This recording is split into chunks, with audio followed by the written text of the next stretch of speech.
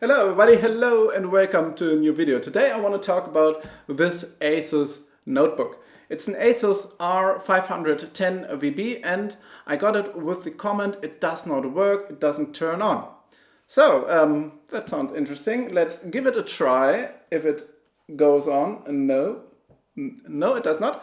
Let's check with the power supply if it's turned on with that.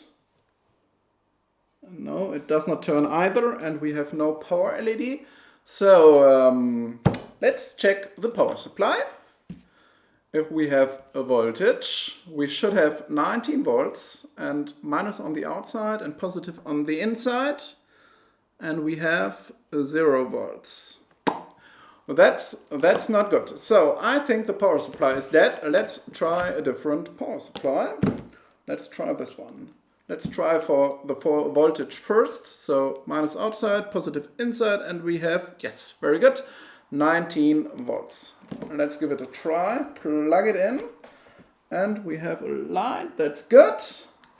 Very promising. We have a fan, we have a backlight, and we do have a logo.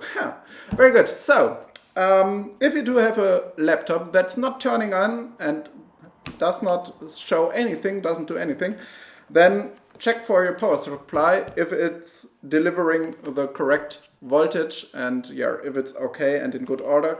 Maybe try a different power supply if you do have one, and if not, maybe consider buying a new one. As you can see, it's very easy to check. And Windows has booted, so the laptop seems working.